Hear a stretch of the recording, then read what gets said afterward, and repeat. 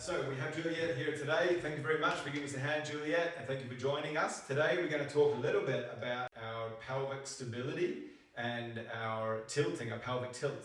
So we're going to try and shoot this and see if we can catch it on camera. I want to have a look at pelvic tilt because this is a key thing we want to look at with any back pain or hip pain, is how we can control our pelvis. Juliet, you might be able to show us a little bit like bad posture. Like give us an example of like your worst possible posture. So you've been working at the laptop for an hour. Can you demo that for us and just imagine for us? Yeah. And tilt your hips back towards me here. Yeah, exactly. So when Juliet has tilted backwards here, she's what we call lost her pelvic tilt. And can you go to the other extreme for me? And can you pull that way? Great. I don't know if you can see that on camera or not, but from this angle here, we can see a lot of pelvic tilt. That's something we want to look at, and it's really functional for you in your life if you're sitting a lot. So can you have a lie on your back for me, Juliet? Great.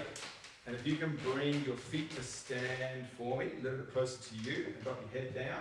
Magic. It's really, really important you get these two things right. Your head and neck must be relaxed. Otherwise, you're putting stress through your neck. You're giving yourself a neck issue. We don't want that. You want your ankles and your feet relaxed. Your knees maybe a little bit apart. Perfect. Now, hands onto your ASIS. That means the bony bits at the front of your pelvis. Okay? You should all be able to find them. It's about the level with your belt buckle. Hands on, fingers, 2 fingers there. Brilliant. As we practiced, and we've done this before, you're going to practice tilting backwards and forwards. Can you give that a little go for me? And I think we're going to see this on camera better now. Now, what we want to do is go back and forward through the entire range that you have. Great. And what we want to try and find is the halfway point, the neutral point. Yeah? Because what we're looking at here is we're looking at that Goldilocks zone. We don't want to be too much in posterior or anterior tilt. We want to be halfway. Okay? Once you've got that, you want to hold that. That's the foundation of all your exercises here. Once you have neutral pelvis, from there we move on and we start to challenge it. Good? Feeling good? Okay.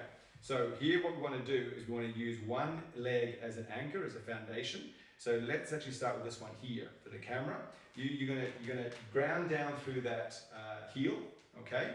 And you're gonna use that butt cheek, yeah, to stabilize, to hold, to engage. This is where you want to switch on. You want to use that butt cheek, and you want to use the transabs, the abdominals. So that's the muscles that are going between your 2 fingers. You're going to use that to hold yourself in neutral. Okay? When you've done that, happy? Yep. Good. Now you want to lift this knee up so the foot comes off the ground. Brilliant. Tabletop? Tabletop, perfect. It doesn't matter too much, because what you're more concentrating on is using your transabs and your glute together. They need to work in combination because this is a collaboration. Okay? We talk about glute work, hip work, and transab abdominal work. You really want to get them working together. Slowly down for me. Brilliant. Touch that heel down onto the ground. And go back up again. And go back up again, because what they need to do, the abdominals need to learn, is how to help you control the pelvis whilst the hip is moving through range. Because you want to have stability, but you need to have mobility on your own. Brilliant. What can you feel working here? I was going to say it's actually this glute. Yes. That's right, isn't it? Exactly. And this is the bit that people commonly have a disassociation with. They think it's all core, but actually your core is just about stability. The other glute needs to work as well. Yeah, I would have thought I'd feel it more there, but it's definitely here. Exactly, because this is not a hugely functional movement in your life. Like you don't tend to do this movement. Brilliant, thank you. So what we want is this to be functional for you, because what actually has to happen is this glute here has to help the core to be stable, because this is functional like when you're walking, when you're cycling your bike, like that's functional. Does that make sense? Yeah. Try it the other way around to see if you notice the difference, and then we're going to wrap it up. Good. And it's important that this heel is connected, because the heel is your connection for the glute to the earth. Because when you walk in, or when you run in, or when you're cycling your bike, all of your muscle groups are working together. Heel is connected to the hip, connected to the abdominals. Yeah? What's this side feel like? Yeah, it's this one. Now you're kicking in with that hip. So this is abdominal work, okay, but it's linked into the glute. Oh, I do feel it in my abdomen. You do feel it in the abdomen. Yeah. But it's a subtle, like, yes. Yeah, not like you're doing crunches or sit-ups. Yeah. I'll go into talking about crunches and sit-ups and why they are not very useful in another video. So what we're going to look at again is pelvic tilting, but from the side angle. I think we're going to get a better look at this. Can you show the people at home again that pelvic tilt idea? We did it before where you were coming back and around. So the example here might be if Juliet's been working on a laptop all morning and she's going to fatigue and get tired. We're all going to do that. Can you really over-exaggerate that? Just to really, and if you almost tilt back here, yeah, see that tilting back here? Yeah, the pelvis is going to get tired and they're going to tip back. And some people will try and adjust the extreme opposite way. Can you go the extreme opposite? Can you really tilt? Yeah, and sometimes what people will do is really use these muscles in the back and overuse these, and the pelvis then ends up coming all the way forward to the anterior. That's where you can get a lot of hip tightness in the front of the hips, and also a lot of spasm in the back here. So what we want is we want neutral pelvis. So you can use, yeah, great. So you see that little tiny move that Juliet did there? That's a sign that you've got control over your core and your pelvis. Okay, great. And now what we want to do is we want to have a look at your shoulder and neck retraction in the same kind of theme, because the same as the pelvic girdle, okay, pelvis, you've got your shoulder girdle up here.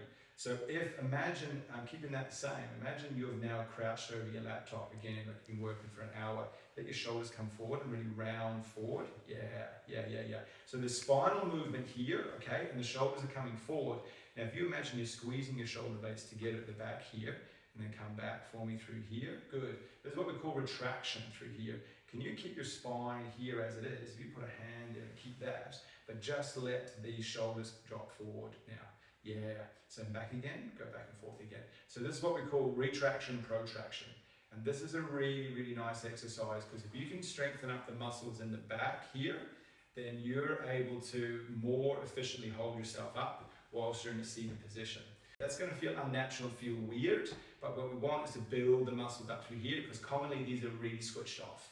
Okay? Does that make sense? Brilliant. Relax there a little bit. Okay, good. That's going to feel a little bit sore in the back because you're starting to switch the muscles on. Another nice one to do at the same time is the neck protraction, retraction. So can you kind of give yourself a double chin? Does that make sense? Like tuck yourself down. So that's a common one of what people are doing where they're coming forward. So the neck comes forward. If you bring the neck up for me, so I'll give you an example here, more kind of sticking your neck out and chin go forward, and then more pulling back. Does that make sense? Okay. Yep. So you kind of like, your head is quite heavy, right? Yeah, exactly. So that, yeah, exactly, right. Now, when people are working at desks, often they're like this. Pause there for a second. Okay. Have a couple of breaths.